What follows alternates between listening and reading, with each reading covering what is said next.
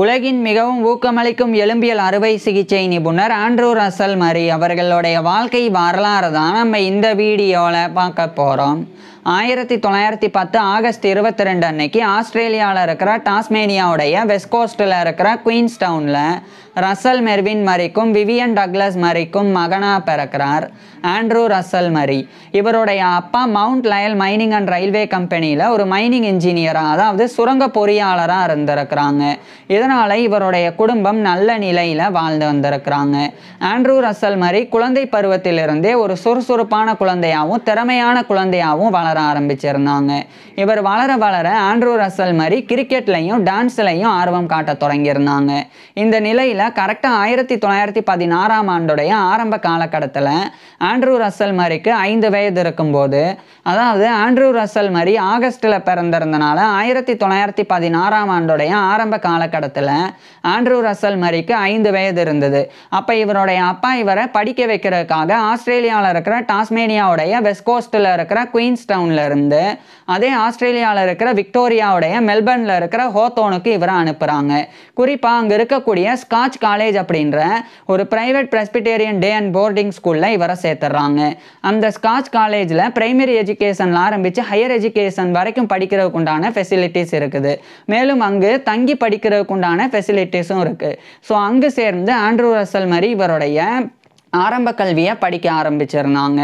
ஆரம்பம் முதலே பள்ளி பாடங்களை ரொம்ப நல்லா படிக்கக்கூடிய ஒரு பிரில்லியண்டான ஸ்டூடெண்டாக ஆண்ட்ரூ ரசல் மரி திகழ்ந்து வந்தாங்க.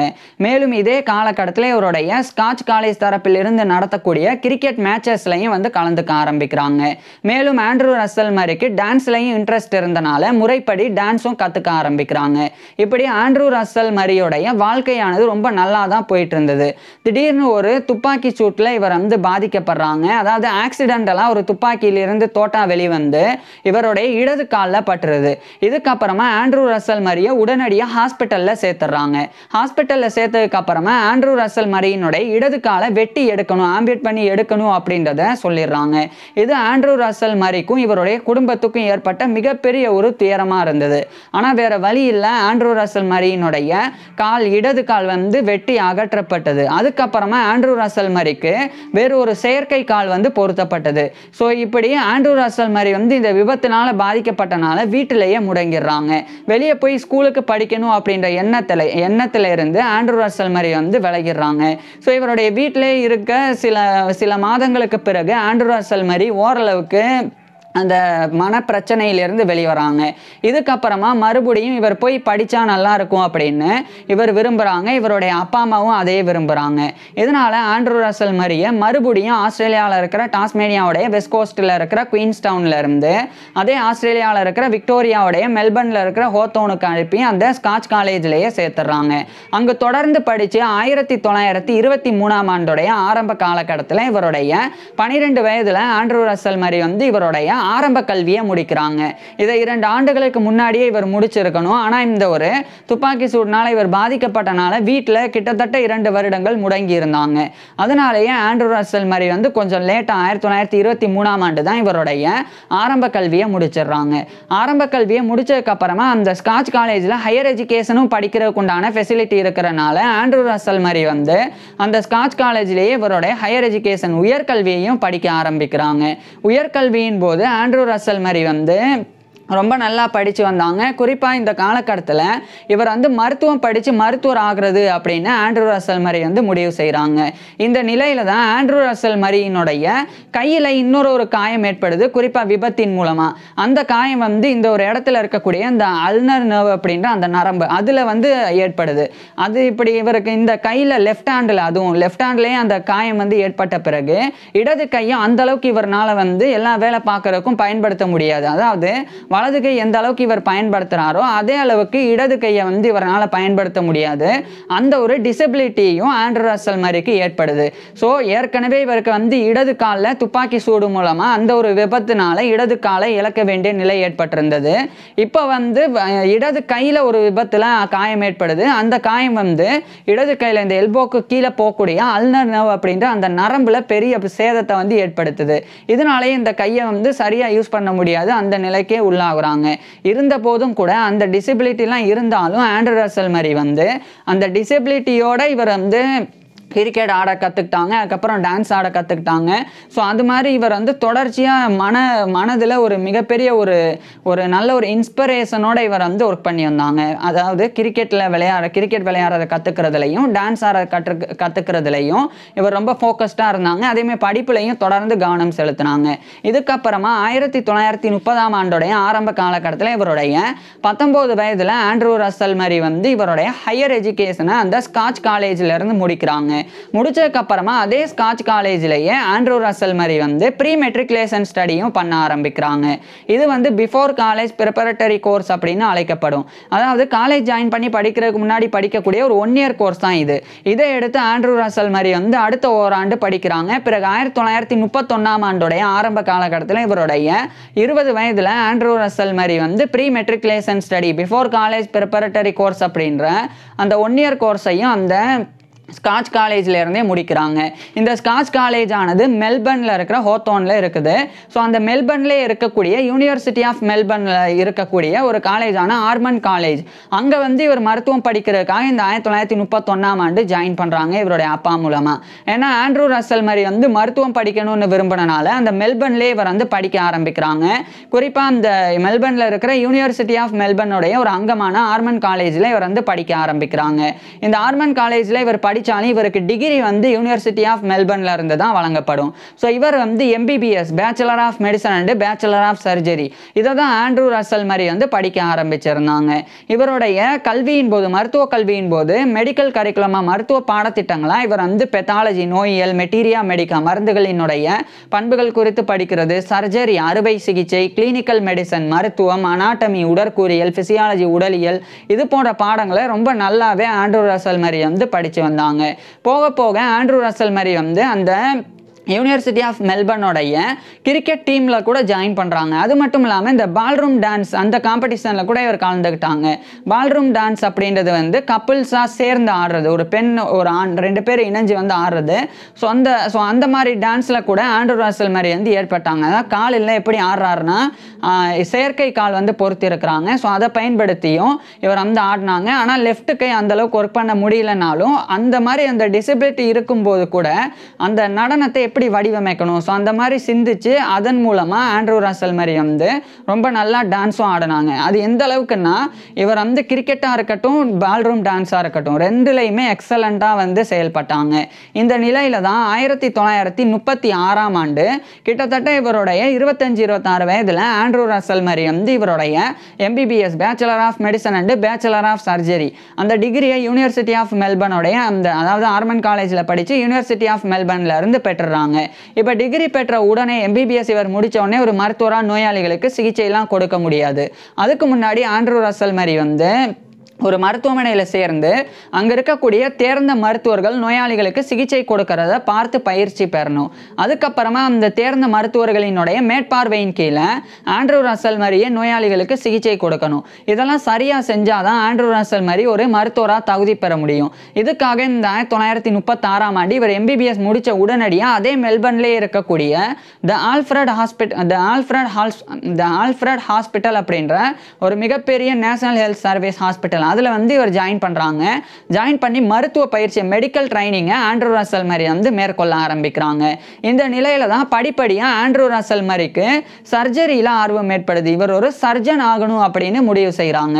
இதனால த ஆல்ஃப்ரட் ஹாஸ்பிட்டல்லையே ஆண்ட்ரூ ரசல் மரி வந்து சர்ஜிக்கல் ட்ரைனிங்கும் அறுவை சிகிச்சை பயிற்சியையும் எடுத்துக்கிறாங்க. இதுக்கப்புறமா சில மாதங்களுக்கு பிறகு அந்த ஆல்ஃப்ரட் ஹாஸ்பிட்டல்ல இருந்து இவருடைய அறுவை சிகிச்சை பயிற்சியை இவர் முடிக்கிறாங்க. முடிச்சதுக்கு அப்புறமா ஆஸ்திரேலியாவுடைய விக்டோரியாவில் இருக்கிற மெல்பர்ன்ல இருந்து இங்கிலாந்தில் இருக்கிற லண்டனுக்கு ஆண்ட்ரூ ரசல் மரி போகிறாங்க. அங்கே போய் ஆண்ட்ரூ ரசல் மரி வந்து அந்த லண்டனில் இருக்கக்கூடிய சில ஹாஸ்பிட்டல்ஸ்லையும் இவர் வந்து மருத்துவ பயிற்சிகளை பெறாங்க. அதுக்கப்புறமா அந்த இங்கிலாந்தில் இருக்கிற லண்டன்ல இருந்து ஸ்காட்லாண்டில் இருக்கிற எடன்பராக்கு போகிறாங்க. குறிப்பாக எடன்பராவில் இருக்கக்கூடிய ராயல் இன்ஃபர்மரி ஆஃப் எடன்பரா அப்படின்ற ஒரு வாலண்டரி ஹாஸ்பிட்டல், அது சாட்டா RIE அப்படின்னு அழைக்கப்படும். அது வந்து எடன்பரா ராயல் இன்ஃபர்மரி அப்படின்னு அழைக்கப்படும். ஸோ அங்கே போய் ஜாயின் பண்ணுறாங்க. அங்கே ஜாயின் பண்ணி ஆண்ட்ரூ ரசல் மரி வந்து அங்குமே கூடுதலாக சர்ஜிக்கல் ட்ரைனிங்கெல்லாம் பெறாங்க. இந்த நிலையில் தான் 1939ஆம் ஆண்டு இரண்டாம் உலகப் போர் தொடங்கிடுது.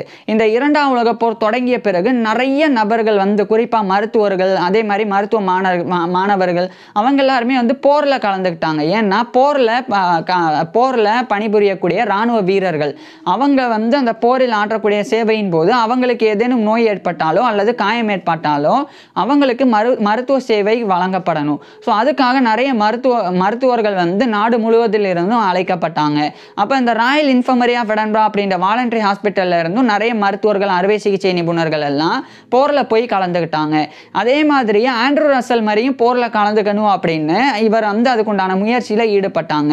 ஆனால் ஆண்ட்ரூ ரசல் மரியினுடைய ஒரு கை அந்த அளவுக்கு இயங்காது, ஒரு கால் வந்து செயற்கை அப்படின்றனால ஆண்ட்ரூ ரசல் மரிக்கு அந்த வாய்ப்பு வந்து மறுக்கப்படுது. ஸோ இவர் ஒரு ஹேண்டிகேப்டாக இருக்கிறனாலே இவருக்கு அந்த வாய்ப்பு வந்து மறுக்கப்படுது. இதை நினைச்சு ஆண்ட்ரூ ரசல் மரி வந்து வருத்தப்படுறாங்க. ஆனால் இதே காலகட்டத்தில் ஒரு நல்ல விஷயமும் நடந்தது. அதாவது அந்த ராயல் இன்ஃபர்மரி ஆஃப் எடன்பரா அங்கே ஒரு அசிஸ்டன்ட் சர்ஜன், உதவி அறுவை சிகிச்சை நிபுணராக ஆண்ட்ரூ ரசல் மரிக்கு வேலை கிடைக்குது. ஸோ அதை 1939ஆம் ஆண்டிலிருந்து ஆண்ட்ரூ ரசல் மரி வந்து பார்க்க ஆரம்பிக்கிறாங்க.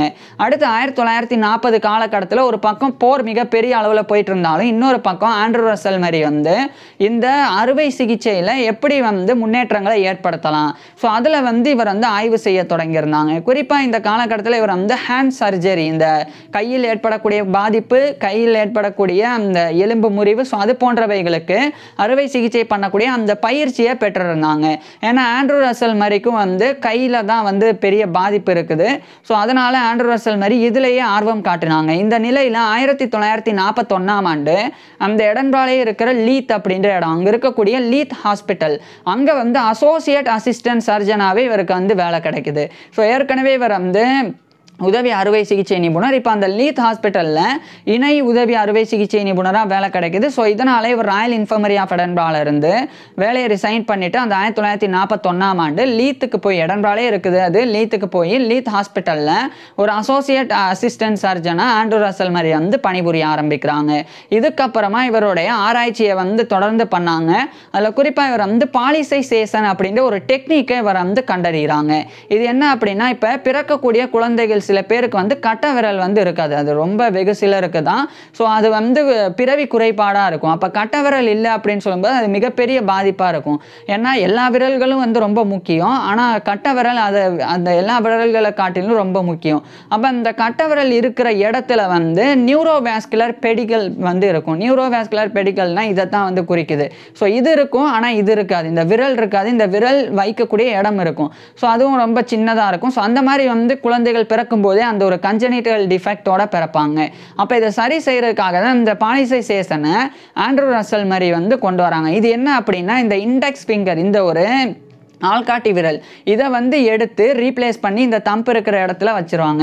ஸோ இப்படி வைக்கிறதன் மூலமாக இங்கே விரல் இருக்காது, ஆனால் இந்த ஒரு விரலை விட இந்த ஒரு விரல் முக்கியம். ஸோ இந்த இடத்துல இந்த விரல் இருக்கும்போது அது கட்ட விரல் பார்க்கக்கூடிய வேலையை பார்க்கும், ஓரளவுக்கு அந்த டிசபிலிட்டியிலிருந்து மீண்டு வரலாம். ஸோ அதுக்காக தான் இந்த பாலிசைசேஷனை ஆண்ட்ரூ ரசல் மரி வந்து கொண்டு வராங்க. ஸோ இது ஒரு மிகப்பெரிய ஒரு விஷயம். இதை வந்து இவர் இன்னும் செயல்படுத்தலை, ஆனால் இந்த ஒரு யோசனை இந்த காலகட்டத்தில் இவருக்கு இருந்தது. இந்த நிலையில் 1943ஆம் ஆண்டு அதே எடன்பராலே இருக்கக்கூடிய ராயல் சொசைட்டி ஆஃப் எடன்பரா அதனுடைய ஃபெல்லோவா ஆண்ட்ரூ ரசல் மரி வந்து தேர்ந்தெடுக்கப்படுறாங்க. So fellow of the royal society of Edinburgh FRSE அப்படின்ற இந்த ஒரு பட்டத்தை, கௌரவத்தை 1943ஆம் ஆண்டு கிட்டத்தட்ட அவருடைய 33 வயதில் ஆண்ட்ரூ ரசல் மரி வந்து பெறாங்க. இதுக்கப்புறமா தொடர்ந்து இன்னும் சில ஆராய்ச்சியிலையும் ஈடுபட்டாங்க, இன்னும் சில சர்ஜிக்கல் டெக்னிக்ஸை உருவாக்குறதுலையும் இவர் வந்து முனைப்பு காட்டினாங்க. அப்போ அந்த காலகட்டத்தில் இந்த பிராஸ்தீசிஸ் பண்ணுறது, பிராஸ்தீசிஸ் அப்படின்னா இந்த ஆர்டிஃபிஷியலான உடல் உறுப்பை வந்து பொறுத்துறது தான் பிராஸ்தீசிஸ் அப்படின்ற சர்ஜிக்கல் டெக்னிக். ஸோ அதில் வந்து சில பிரச்சனை இருந்தது. அதாவது ஒரு ஸ்டீலை வந்து இங்கே பொறுத்துறாங்க விரலுக்கு பதிலானா அதை வந்து துரு பிடிக்குது. ஸோ அது மாதிரி பிரச்சனை எல்லாம் இருந்தது.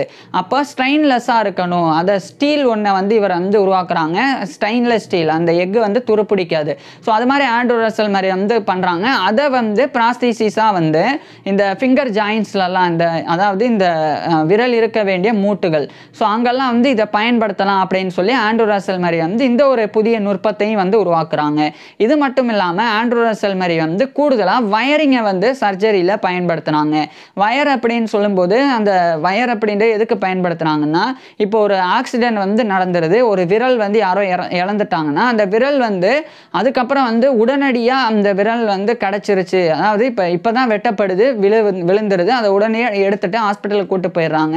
உடனடியாக அவங்களுக்கு வந்து விரலை சேர்த்துட முடியும் அப்படி பண்ணால். ஆனால் அப்போ விரல் வந்து சேர்க்கும்போது சேர்த்து இங்கே கட்டு போட்டுட்டாங்கன்னா விரல் வந்து ஆட்டக்கூடாது. அப்படி ஆட்டாமல் இருந்தால் தான் இங்கே வந்து தோல் எலும்பு எல்லாமே வந்து உருவாகி அங்கே இருக்கக்கூடிய செல்கள் வந்து ஒன்றை ஒன்று ஒட்ட வச்சு நார்மலாக ஆக்கும். அப்போ இது ஆடக்கூடாது அப்படின்றதுக்காக வயரை வந்து இவர் பயன்படுத்தி ஸ்டேபிளைஸ் பண்ணாங்க. இப்படி விரலை வந்து இப்படி ஸ்டேபிளைஸாக இருக்கிற மாதிரி எங்கேயும் ஆட்ட முடியாது, அசைக்க முடியாது, அது மாதிரி பண்ணுறாங்க. இது இப்படி பண்ணுறதன் மூலமாக ஒரே மாதிரி விரல் இருக்கும். அப்போ விரல் வந்து ரொம்ப வேகமாகவே கையோடு சேர்ந்துடும். ஸோ அதை வந்து ஆண்ட்ரூ ரசல் மாதிரி கொண்டு வராங்க. இது வந்து ஃபிங்கர் ஃப்ராக்சர்ஸுக்கு, அதுக்கப்புறமா போன் கிராஃப்ஸுக்கு இதெல்லாம் பயன்படுத்துகிற மாதிரி இவர் வந்து கொண்டு வராங்க. ஸோ இந்த மாதிரி 3 நுட்பங்களை இவர் வந்து கொண்டு வராங்க. இதுக்கிடையில் 1945ஆம் ஆண்டு 2ஆம் உலகப் போர் முடிவடைஞ்சிருது. 1945ஆம் ஆண்டு 2ஆம் உலகப் போர் முடிவடைஞ்சாலும் 1946ஆம் ஆண்டு தான் இந்த army, navy, Royal army, medical corp அங்கிருந்த எல்லாருமே போரில் இருந்து அவங்க வேலைக்கு திரும்புகிறாங்க. இந்த நிலையில் ஆண்ட்ரூ ரசல் மரி வந்து இவருடைய டெக்னிக்ஸை வந்து பப்ளிஷ் பண்ணுறாங்க. எழுதி இந்த 3 விஷயங்களை பப்ளிஷ் பண்ணுறாங்க. ஒன்று பாலிசைசேஷன் அப்படின்னு சொன்னால், நான் ஏற்கனவே சொன்ன மாதிரி இங்கே விரல் இல்லாமல் இருக்கிறவங்களுக்கு இந்த விரல் எடுத்து இங்கே வைக்கக்கூடிய ஒரு அறுவை சிகிச்சை முறை. அதே மாதிரி இன்னொன்று வந்து இந்த ஸ்டெயின்லெஸ் ஸ்டீல் அதை பயன்படுத்தி ஃபிங்கர் ஜாயின்ஸை வந்து ஒட்ட வைக்கிறது, அதை வந்து கரெக்டாக வந்து அதை பயன்படுத்தி ப்ராசஸிஸ் பண்ணுறது.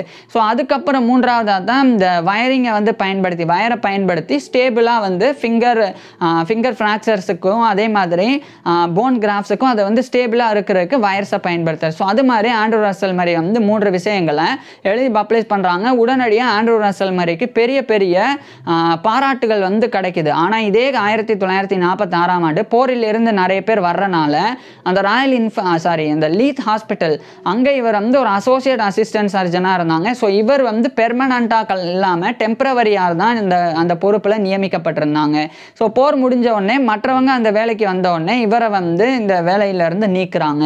இது வந்து ஆண்ட்ரூ ரசல் மரியினுடைய வாழ்க்கையில் ஏற்பட்ட இன்னொரு சேலஞ்ச். இதுக்கப்புறமே 1946ஆம் ஆண்டு இவர் வந்து ஸ்காட்லாண்டில் இருக்கிற எடன்பரால இருந்து நேராக இங்கிலாந்துடைய லங்கேஷரில் இருந்த ஓல்டமுக்கு போகிறாங்க. அது வந்து அந்த ஓல்டம் அப்படின்றது அந்த காலகட்டத்தில் லங்கேஷரில் இருந்தது. இந்த காலகட்டத்தில் அது வந்து இங்கிலாந்துடைய கிரேட்டர் மேன்செஸ்டரில் இருக்குது. ஸோ கிரேட்டர் மேன்செஸ்டரில் இருக்கிற ஓல்டம், அங்கே இருக்கக்கூடிய ராயல் ஓல்டம் ஹாஸ்பிட்டல், அங்கே வந்து இவர் வந்து போய் ஒரு சர்ஜனாக 1946ஆம் ஆண்டிலிருந்து ஆண்ட்ரூ ரசல் மரி வந்து பணிபுரிய ஆரம்பிக்கிறாங்க. இந்த காலகட்டத்தில் ஹூபர் அப்படின்னு சொல்லி ஒரு ஆராய்ச்சியாளர், அதே மாதிரி மோரிசன், இந்த மாதிரி ஆராய்ச்சியாளர்கள் எல்லாம் ஆண்ட்ரூ ரசல் மரியினுடைய அந்த 3 விஷயங்கள் பாலிசைசேஷன், அதுக்கப்புறமா ஸ்டெயின்லெஸ் ஸ்டீலை வந்து ஃபிங்கர் ஜாயின்ஸ் வந்து ப்ராசஸிஸ் பண்ணுறதுக்கு பயன்படுத்துறது. 3ஆவதா அந்த வயர், இப்போ இங்கே வந்து எலும்பு முறிவு ஏற்பட்டிருக்குன்னா இது நேராக இருக்கணும்னா நேராக இருக்கிறதுக்கு வயரை பயன்படுத்தணும். ஸோ அதுமாதிரி இவர் கொண்டு வந்த நுட்பம், இந்த 3 நுட்பங்களும் மிகப்பெரிய அளவில் பாராட்டப்பட்டன. ஆனால் 1948ஆம் ஆண்டு ஆண்ட்ரூ ரசல் மரி வந்து இந்த ராயல் ஓல்டம் ஹாஸ்பிட்டல் இங்கிருந்து விலகி இவருடைய ஓன் கண்ட்ரிக்கே போயிடுவோம் அப்படின்னு இங்கிலாந்துடைய கிரேட்டர் மேன்செஸ்டரில் இருக்கிற ஓல்டம்ல இருந்து இந்த 1948ஆம் ஆண்டு நேராக ஆஸ்திரேலியாவுடைய குயின்ஸ்லாண்டில் இருக்கிற பிரிஸ்பனுக்கு இவர் வந்து போயிடுறாங்க. பிரிஸ்பனுக்கு போனதுக்கு அப்புறமா அங்கே இருக்கிற பிரிஸ்பன் ஹாஸ்பிட்டலில் இவர் ஒரு சர்ஜனா 1948ஆம் ஆண்டிலிருந்து பணிபுரிய ஆரம்பிக்கிறாங்க. இந்த நிலையில் 1949ஆம் ஆண்டு மிஸ்டர் கோசட் அப்படின்னு சொல்லி ஒரு ஆராய்ச்சியாளர், அவர் வந்து ஆண்ட்ரூ ரசல் மரியினுடைய அந்த பாலிசைசேஷன் அந்த டெக்னிக் போன்ற இன்னொரு ஒர்க்கை எழுதி அவர் பப்ளிஷ் பண்ணுறாங்க. ஆனால் அப்போ தான் ஆண்ட்ரூ ரசல் மரி இதுக்கு 3 ஆண்டுகளுக்கு முன்னாடி 1946ஆம் ஆண்டு இந்த பாலிசைசேஷன் டெக்னிக்கை வந்து கண்டுபிடிச்சிட்டாங்க அப்படின்றது தெரிய வருது. ஸோ இதனால் ஆண்ட்ரூ ரசல் மரிக்கு பெரிய பாராட்டுகளும் கிடைச்சது, புகழும் கிடைச்சது. இதுக்கப்புறம் 1950 காலகட்டத்தில் அந்த பிரிஸ்பன் ஹாஸ்பிட்டலில் இவர் பணிபுரியும் போது அந்த பிரிஸ்பன்லேயே ஒரு ஸ்கூல் ஆஃப் ஆக்குபேஷனல் தெரப்பியை இவர் வந்து உருவாக்குறாங்க. அது மட்டும் இல்லாமல் மல்டி டிசிப்ளினரி ஹேண்ட் கிளினிக்கையும் இவர் வந்து உருவாக்குறாங்க. கையில் என்ன பிரச்சனை ஏற்பட்டாலும் அது பார்க்குறதுக்கு உண்டான ஒரு மருத்துவமனை, அதை வந்து ஆண்ட்ரூ ரசல் மரி வந்து மற்றவர்களினுடைய உதவியோடு நிறுவுறாங்க. இது மட்டும் இல்லாமல் இந்த ஃபிசியோதெரப்பி, அதே மாதிரி ரீஹபிலிட்டேஷன் சென்டர், மறுவாழ்வு மையம், இதையும் ஆண்ட்ரூ ரசல் மரி வந்து உருவாக்குறாங்க. ஏன்னா கை இழந்தவங்க, கால் இழந்தவங்கலாம் ரொம்ப வந்து கஷ்டப்படுவாங்க மனதளவில். அப்போ அவங்கள வந்து கவுன்சில் கொடுத்து பெரிய அளவில் அவங்கள வந்து அவங்களுடைய மனதை வந்து திடப்படுத்துறதுக்கு இந்த ரீஹபிலிட்டேஷன் சென்டர் மாதிரியான விஷயங்கள் உதவும். ஸோ அதுக்கு ஆண்ட்ரூ ரசல் மரி வந்து நிறைய விஷயத்துலலாம் ஈடுபட்டாங்க. இதே காலகட்டத்தில் இந்த 1950களுக்கு பிறகு ஆண்ட்ரூ ரசல் மரி வந்து லம்பார் டிஸ்க் ப்ரோஸ்பெக்ஸ் அதில் வந்து இவர் வந்து ஒரு ரிசர்ச்சை வந்து பண்ணாங்க. இந்த லம்பார் டிஸ்க் அப்படின்றது வந்து இந்த முதுகுக்கு கீழே முதுகெலும்பில் ஸ்பைனல் கீழே இருக்கக்கூடிய ஒரு மெல்லிய ஒரு அமைப்பு. அது வந்து விலகிருச்சு அப்படின்னு சொன்னால் நம்மளுடைய காலெல்லாம் வந்து விளங்காமல் போயிடும். அதேமாதிரி காலில் வந்து கூச்ச உணர்வு அல்லது குத்துற மாதிரி உணர்வு, எரிச்சல் உணர்வு இது மாதிரிலாம் ஏற்பட்டு அந்த கால் முழுக்க வந்து செயல்படாமலும் போயிடும். ஸோ அந்த மாதிரியான பிரச்சனைலாம் இருக்குது. ஸோ அது குறித்து வந்து ஆண்ட்ரூ ரசல் மரி வந்து ஒரு ரிசர்ச் பண்ணாங்க. அதுக்கப்புறமா ஸ்டடீஸ் ஆன் ஹேண்ட் செப்சஸ் அப்படின்னா கையில் ஏற்படக்கூடிய ஒரு வகையான இன்ஃபெக்ஷன் அது குறித்து இவர் வந்து ரிசர்ச் பண்ணாங்க. அதுக்கப்புறமா இவர் வந்து கார்பல் டனல் சிண்ட்ரோம் அது குறித்தும் ரிசர்ச் பண்ணாங்க. கார்பல் டனல் சிண்ட்ரோம் அப்படின்னா இந்த ஃபோராம் இந்த இடத்திலிருந்து இங்கே வரைக்கும் வந்து இருக்கக்கூடிய நரம்பு வந்து சேதமடையும். ஒரு பெரிய நரம்பு இருக்குது, அது வந்து சேதமடையும். அது சேதமடைஞ்சதுன்னா கையோ விரலோ பயங்கரமாக வலிக்கும். அதே மாதிரி எரிச்சலும் ஏற்படும். அதுக்கப்புறமா அடிக்கடி வந்து கையில் இந்த உணர்வின்மை வந்து ஏற்படும். ஸோ நம்னஸ் டிங்லிங்லாம் ஏற்படும். ஸோ அதுதான் இந்த கார்பல் டனல் சிண்ட்ரோம் அப்படின்றது. ஸோ அது குறித்தும் ஆண்ட்ரூ ரசல் மரி வந்து ரிசர்ச்லாம் பண்ணாங்க. இதுக்கிடையில தான் கால் கேஸ்ட் அப்படின்னு சொல்லி ஒரு நபர், அவர் வந்து அவருடைய முதுகில் ஏற்பட்ட காயத்துக்காக காம்பன்சேஷன் கேட்டாங்க, இழப்பீடு கேட்டு அதுக்கு வந்து சில முயற்சிகள் ஈடுபட்டாங்க. அப்போ நிறைய மருத்துவர் அறுவை சிகிச்சை நிபுணர்கள் கிட்டத்தட்ட 6 பேர் வந்து அந்த கால் கேஸ்டினுடைய இழப்பீடு கூறக்கூடிய விஷயத்தை வந்து மறுக்கிறாங்க. உங்களுக்கெல்லாம் இழப்பீடு கிடைக்காது அந்த மாதிரி சொல்கிறாங்க. அப்போ அந்த கால் கேஸ்ட் வந்து பயங்கரமாக வெக்ஸ் ஆயிடுறாங்க. அவர் வெக்ஸ் ஆனதுக்கப்புறம் 1955 டிசம்பர் 1 இந்த நாளில் அந்த கால் கேஸ்ட் வந்து நேரடியாக அந்த பிரிஸ்பன்லேயே இருக்கக்கூடிய விக்கம் ஹவுஸ் அங்கே வந்து போகிறாங்க. அங்கே ஒரு டாக்டர் மைக்கேல் காலகர் அப்படின்னு சொல்லி ஒரு மருத்துவர் இருந்தாங்க. அவருடைய கையிலேயே சுட்டுறாங்க. கால் கேஸ்ட் வந்து அந்த டாக்டர் மைக்கேல் காலகருடைய கையில் சுட்டுறாங்க. சுட்டுட்டு அதுக்கப்புறம் அந்த பிரிஸ்பனில் இருக்கிற விக்கம் டெரஸுக்கு இவர் போகிறாங்க. அங்கே வந்து பாலோ சேம்பர்ஸ் அப்படின்னு இருக்குது. அங்கே ஆர்த்தர் மியான் அப்படின்னு சொல்லி ஒரு அறுவை சிகிச்சை நிபுணர், இவர் வந்து ஆண்ட்ரூ ரசல் மரியினுடைய நண்பர், கொலிக்கும் கூட. ஸோ அவரும் அதே மாதிரி ஆண்ட்ரூ ரசல் மரி 2 பேரும் இருந்தாங்க. இந்த 2 பேரையும் அவர் வந்து சுடுறாங்க. அந்த கால் கேஸ்ட் வந்து சுட்டுட்டு அதுக்கப்புறம் ஜான் லாஸ் அப்படின்னு ஒரு நபர், அவருடைய ஆஃபீஸில் பாம்பு போடுறாங்க. இதெல்லாம் பண்ணிட்டு கால் கேஸ்ட் வந்து தன்னைத்தானே சுட்டு சூசைட்டும் பண்ணிக்கிறாங்க. ஸோ அவர் சுட்டனால பாதிக்கப்பட்ட ஆண்ட்ரூ ரசல் மரி வந்து துரதிர்ஷ்டவசமாக அதே 1955 டிசம்பர் 1 அன்னைக்கு இவருடைய வெறும் 45 வயதிலேயே ஆண்ட்ரூ ரசல் மரி வந்து இறந்து போயிடுறாங்க. ஸோ 1955 டிசம்பர் 1 அன்னைக்கு வெறும் 45 வயதிலேயே துப்பாக்கி சூடுனால ஆண்ட்ரூ ரசல் மரி வந்து இறந்து போயிடுறாங்க. இவருடைய வாழ்நாள் முழுக்க இவர் பிறந்ததிலிருந்து நிறைய பிரச்சனைகளை சந்திச்சாங்க. காலை இழந்தாங்க, கையில் பாதிப்பை வந்து உள்ளானாங்க, வேலை தேடி போகிற இடத்துலலாம் மறுக்கப்பட்டாங்க. இப்படியெல்லாம் பண்ணாலும் இவர் வந்து 3 விதமான கண்டுபிடிப்புகள் வந்து பண்ணியிருந்தாங்க.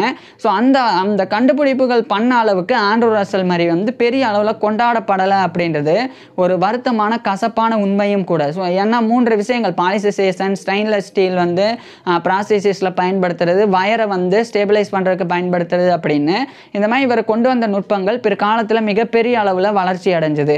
ஸோ அப்பேற்பட்ட கண்டுபிடிப்புகள்லாம் ஆண்ட்ரூ ரசல் மரி வந்து பண்ணியிருந்தாலும் வாழ்நாள் முழுக்க சிரமப்பட்டு தான் வாழ்ந்தாங்க. கொஞ்சம் 1950க்கு பிறகு இவர் வந்து ஆஸ்திரேலியாவில் வாழும்போது தான் ஓரளவுக்கு மகிழ்ச்சியாக வாழ்ந்து வந்தாங்கன்னா, அப்படி இருந்த போதும் கூட இவருடைய மகிழ்ச்சியை சீர்குலைக்கும் விதமாகவும் இவருடைய வாழ்நாளை முடிக்கும் விதமாகவும் கால் கேஸ்ட் அப்படின்ற ஒரு நபர் வந்து இவரை சுட்டது ஒரு பரிதாபமான ஒரு விஷயம்தான். ஸோ ஆண்ட்ரூ ரசல் மரி வந்து இறந்து போயிருந்தாலும் 45 வயதில் இறந்து போயிருந்தாலும் இவர் பண்ண சாதனைகள் வந்து மிகப்பெரியது. 100 ஆண்டுகள் பிறகும் கூட பேசப்படக்கூடிய சாதனையை இவர் வந்து பண்ணியிருக்கிறாங்க. ஸோ இப்பேற்பட்ட ஆண்ட்ரூ ரசல் மரி பற்றி நீங்கள் என்ன நினைக்கிறீங்க அப்படின்றத கீழே கமெண்ட்ஸில் சொல்லுங்கள். உங்களுக்கு எந்த மாதிரியான டாபிக்ஸில் எந்த மாதிரியான வீடியோஸ் வேணும் அப்படின்றதையும் கீழே கமெண்ட்ஸில் சொல்லுங்கள். தேங்க்யூ.